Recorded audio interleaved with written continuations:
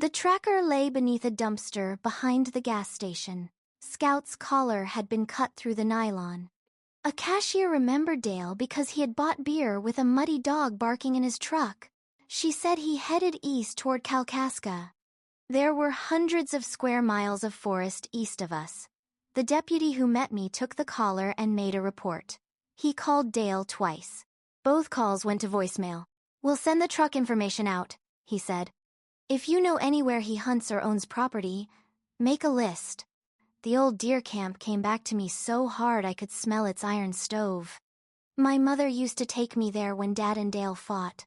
It was a one-room cabin on leased timberland near Bear Lake, reached by an unmarked two-track. The brothers had stopped using it after a storm dropped a spruce through the roof. I gave the deputy the location. Then I called the only person I knew with both a four-wheel drive vehicle and emergency veterinary supplies.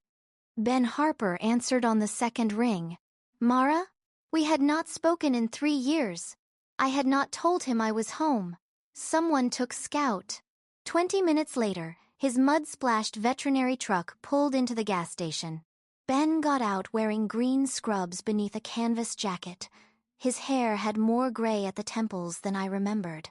He didn't ask why I had called him instead of any of the people I saw at Christmas. He looked at the cut collar in the deputy's evidence bag and said, "Tell me where we're going." The patrol SUV went first. Ben drove behind it, and I sat with both hands locked around my phone. "Grant still letting Evan run the place?" he asked. "Grant is giving him the place." Ben glanced at me. I didn't know. Most people at the party did.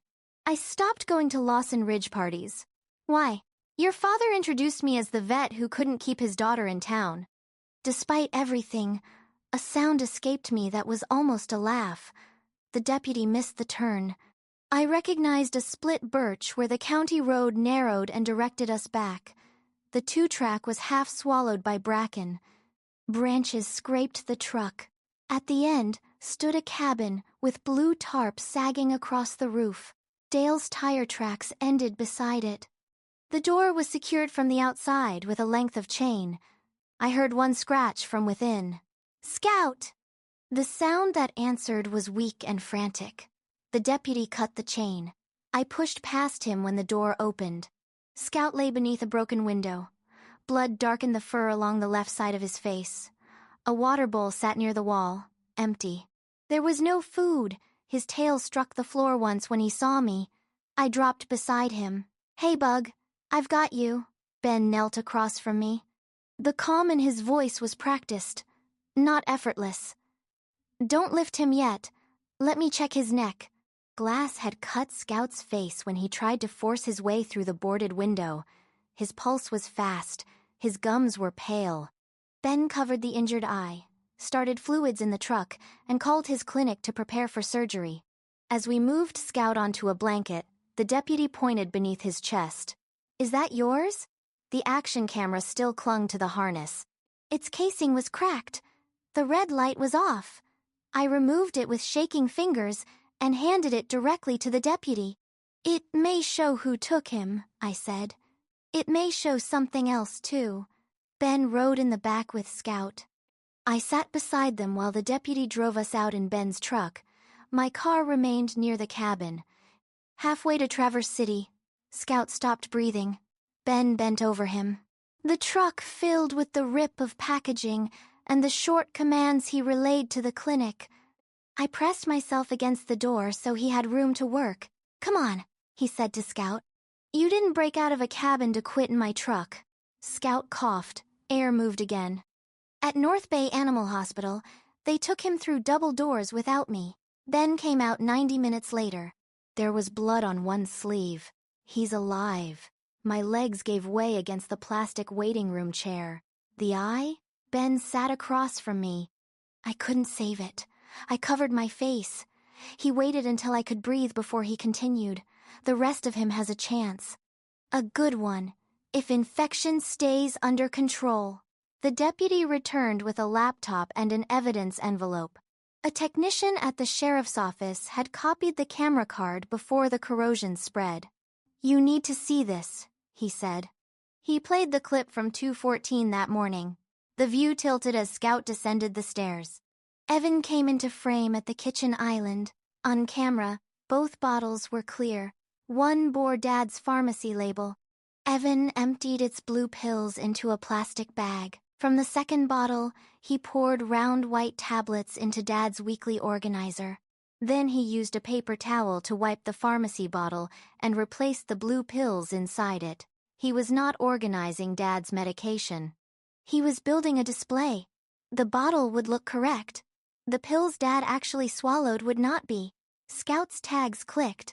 Evan knocked the organizer to the floor and turned toward him. For 2 seconds, his face filled the screen. His eyes dropped to the camera. "What the hell is that?" The clip jolted as I called from the stairs. Before it ended, Evan whispered one sentence. "You should have stayed out of it."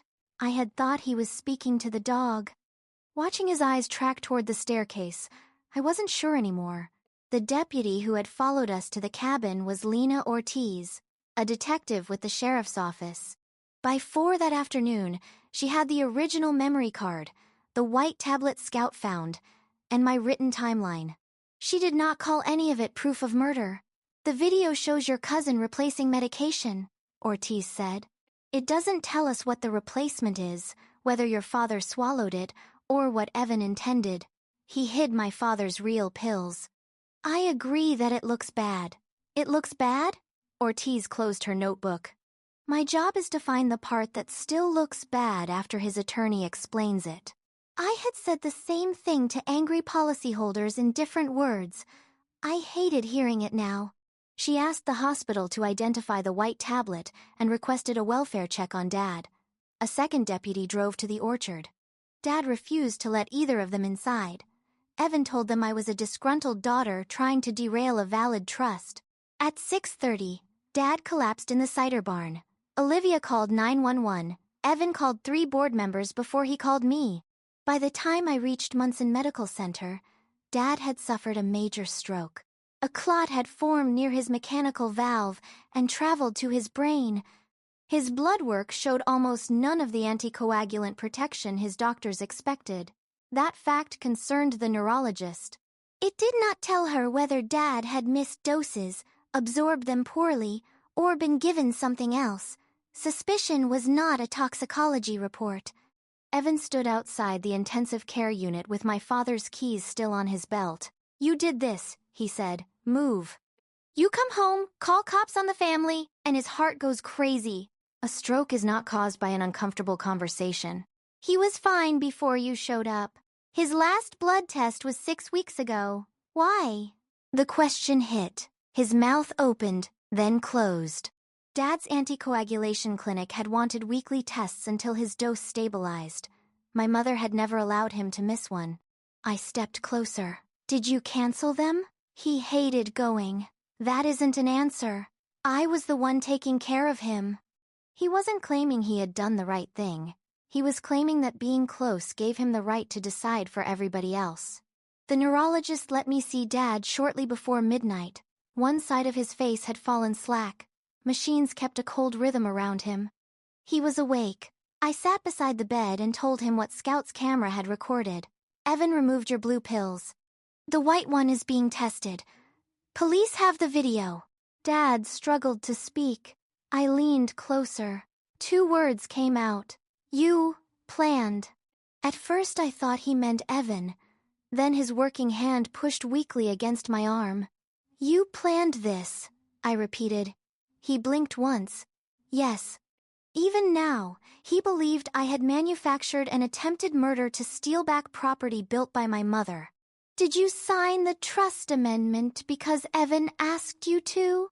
His monitor quickened. "Mara," the nurse warned. Dad's fingers found the call button. He pressed until the nurse came to make me leave. I stopped at the door. "Mom begged you to have your blood checked," I said. "You listened when Evan told you not to. That was your choice. I did not forgive him."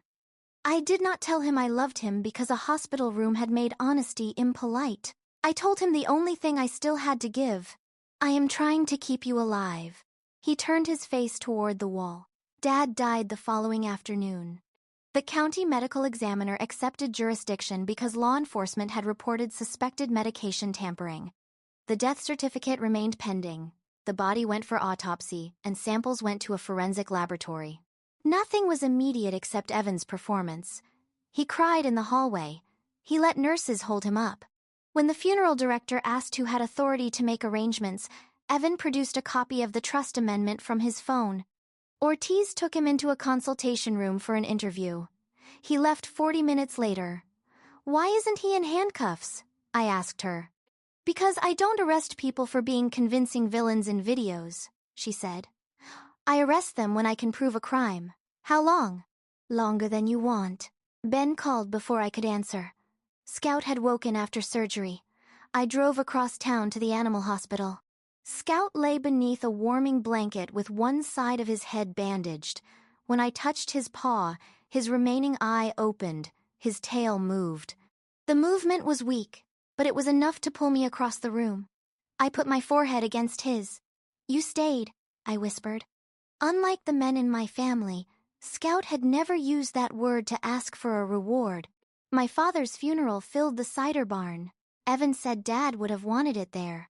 What he meant was that he wanted every employee, grower, lender, and county official to see him standing beneath the Lawson Ridge sign. He wore Dad's Navy suit and gave the eulogy. Grant taught me that family is the person who stays when the work gets hard. People turned toward me without turning their heads. Evan thanked my father for treating him like a son. He described future plans for the orchard, including a new lakefront tasting room. The casket had not yet left the building, and he was already giving an investor presentation. I sat in the front row with an empty chair on either side. Ben was caring for Scout. Dale had been arrested that morning after Detective Ortiz found the text Evan sent during the legacy lunch. "Take him to the old camp. Lose the collar." Dale claimed he thought Scout would be there for only a few hours. The empty water bowl and chain outside the door told a different version. The county prosecutor was reviewing larceny and animal cruelty charges. After the funeral, Evan cornered me in the packing room. "You happy now?" Workers moved crates beyond the swinging door. He kept his voice low. "About what?" "My dad's in jail. Grant is dead." "You're still not getting this place."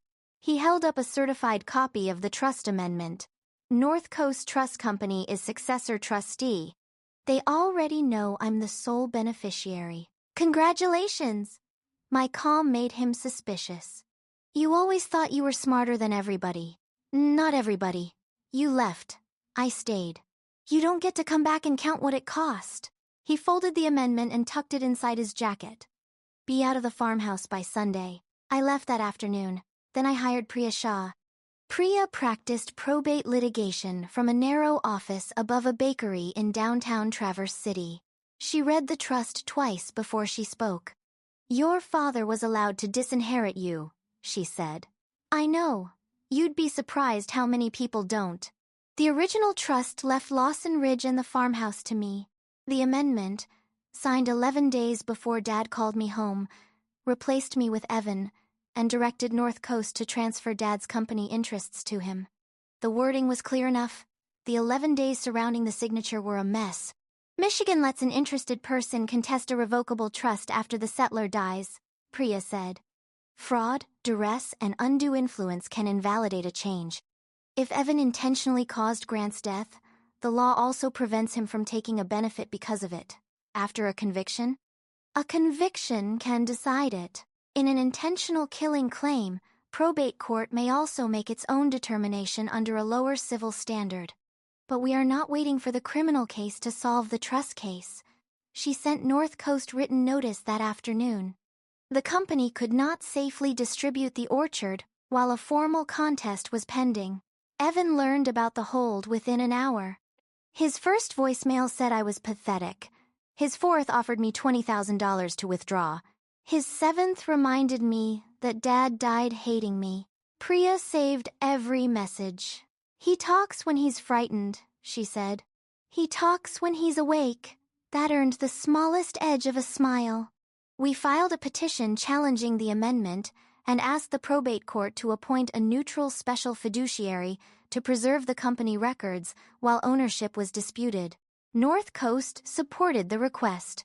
The judge granted limited authority for an independent accountant to secure the books, devices, and storage facilities belonging to the orchard.